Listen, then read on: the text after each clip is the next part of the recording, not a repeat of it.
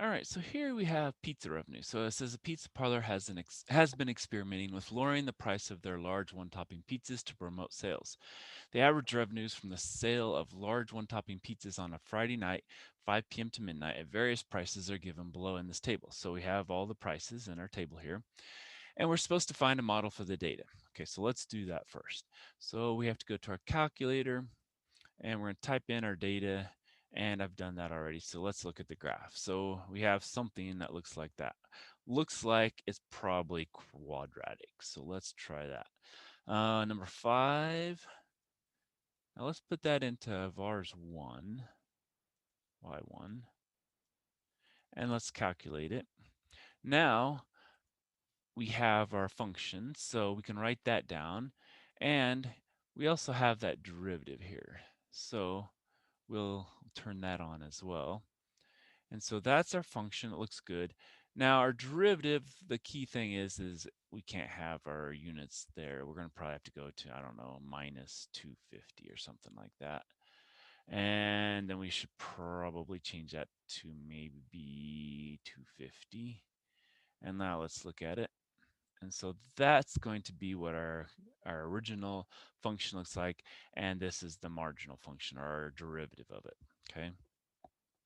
So if we write our function down, we get the point negative 12.16x squared plus 254.28x plus a negative 105.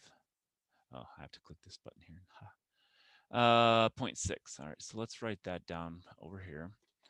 And so let's use maybe r of x. So r of x equals the negative 12.16x squared plus 254 what was it, 28x, and then minus 105.6.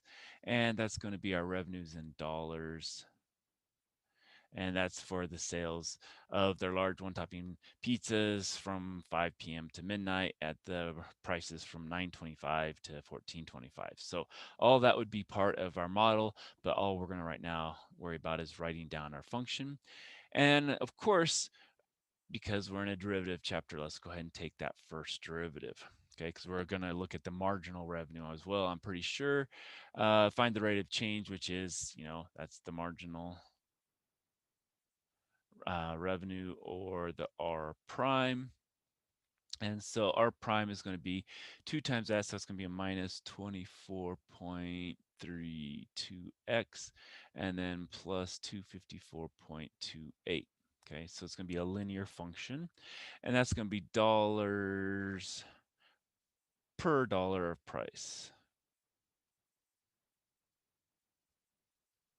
Okay, so it's dollars of revenue per dollar of price is how it's going to work.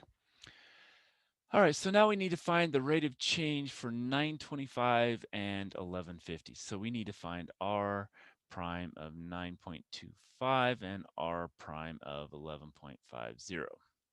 All right, so let's use our nice handy graph we've already got, and we can say, okay, well, let's go trace, find a value, and we want, it said 925.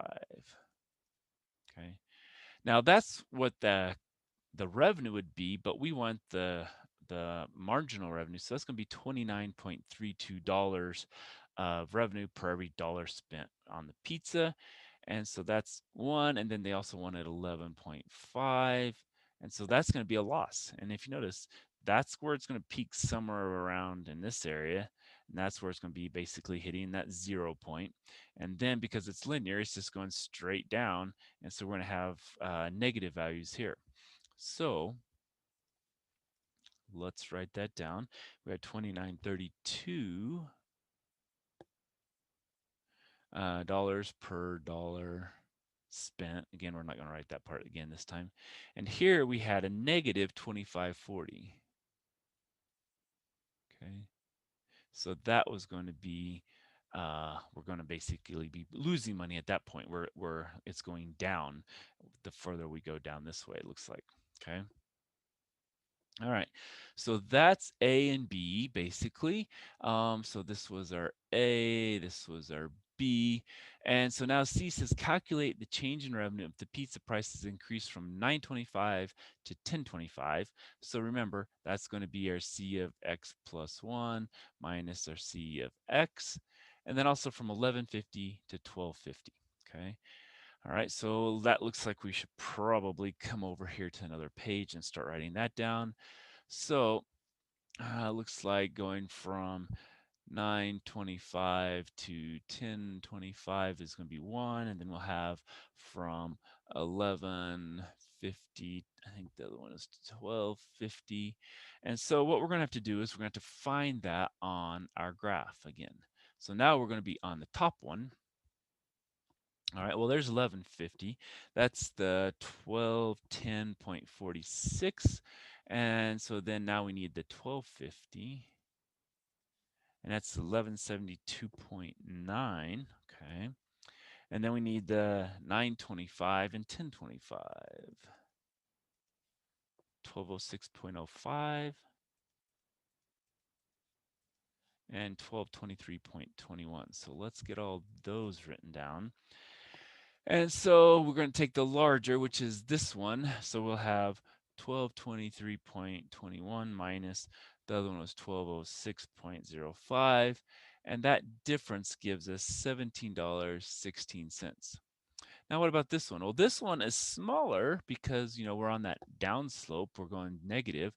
So that was 1172.90 minus 1210.46. And that gave us a negative, we'll put that there maybe, 37.56. Okay. So that's what we have for this one. Calculate the change in revenue if the price increased from here to here. Well, we got an increase in price going from 9.25 to 10.25 by 17.16. But our revenue went down by 37.56 when we changed the price from 11.50 to 12.50. So, good here, bad here. Okay. Now explain why the approximate change is an overestimate of the change in price from 9.25 to 10.25, but an underestimate of the change in price from 11.50 to 12.50. Okay, well that has to again do with our graph. Now what did our graph look like? Remember, it was the quadratic that looked like that. So if we kind of just draw any old quadratic, because obviously I'm not going to be able to draw that one. And we were going from here to here. Well, if we drew that straight, nice tangent line, if we look here, the tangent line is going to overestimate this value here. And so we said it was going to be 29.32, wherein in reality it's 17.16. Okay, so that is going to be the reason why, because this tangent line is above, it's overestimating, and so therefore we're going to have the wrong value. Now what happens over here? Well, now we're on the downslope, so maybe we're here versus here. And so here, again, now this time we're going a negative slope. So, we're saying this is what our value should be, but in reality, it's much lower. And so we're underestimating it because it's negative, or we're actually overestimating the negative. So however you want to look at that, it's going to give us a smaller value than what it really is as far as the negatives go. Or if we think about it as only positives, we're underestimating that positive there. So and it's underestimating the change from here to here, because here we have a negative 25.40, here we have a negative 37. So it's going further down in reality, which is what this is doing. It's going further down from where we said it could be or should be based on that tangent line there. Okay, and so that again has to do with the way the slopes are, depending on how your curve is, where the tangents are. Here it's above here, but because that it's pulling it up higher than what it should be, and so pulling it up higher means it's less negative. Okay. All right, so that's all I have. So hopefully that will help you get started with this homework.